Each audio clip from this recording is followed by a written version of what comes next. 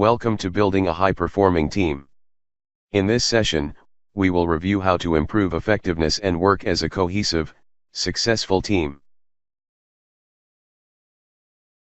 After participating in this session, participants will be able to 1. Identify what makes up a successful team. 2. Understand the differences in your communication styles. 3. Diffuse conflict when it arises and how to make differing opinions productive. 4. Collaborate in a virtual team environment. 5. Work with teams from multiple different backgrounds. And 6. Work as a more effective team by overcoming barriers to success. This is a 5-lesson program reviewing 1. What makes up a successful team. 2. Communicating across differences. 3. Handling conflict. 4. Virtual and multicultural teams. 5. Overcoming barriers to high performance.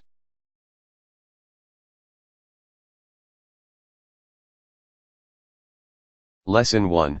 This lesson focuses on the team development model. We will be reviewing the stages of team development, characteristics of a successful team, getting to know your team members, setting team expectations, and determining communication protocols. Let's begin by building our foundation.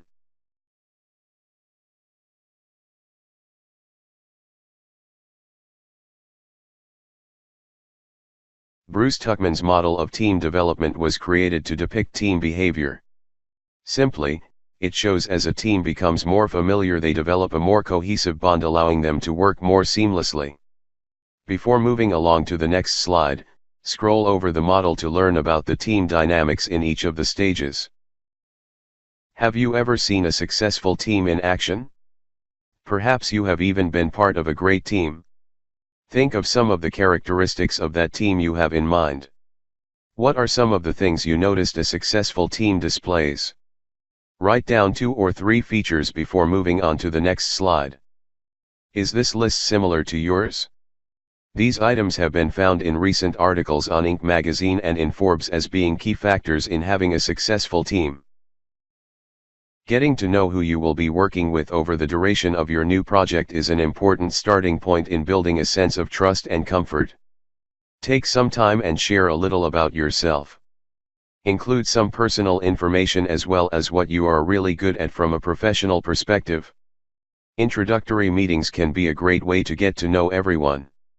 In today's virtual and dispersed learning environments, it is even more important since you probably don't see each other in the office.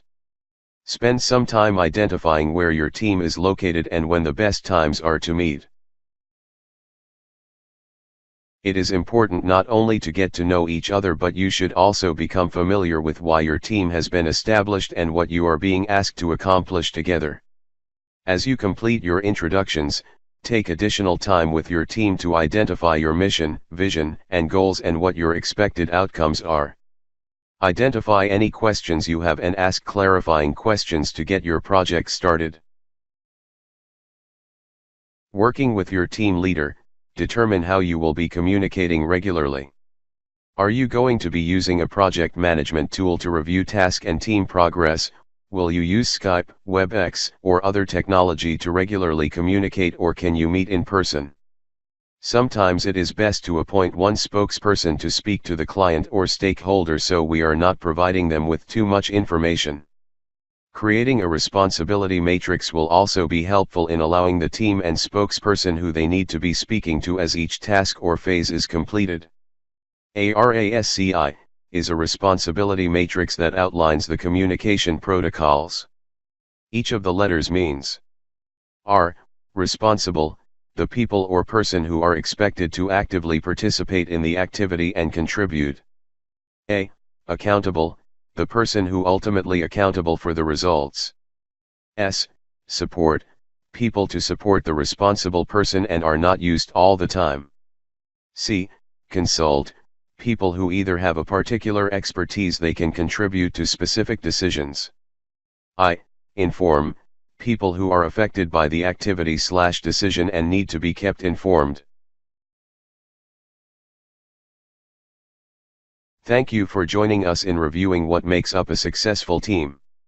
Take a few moments to review the previous content before moving on to the knowledge check.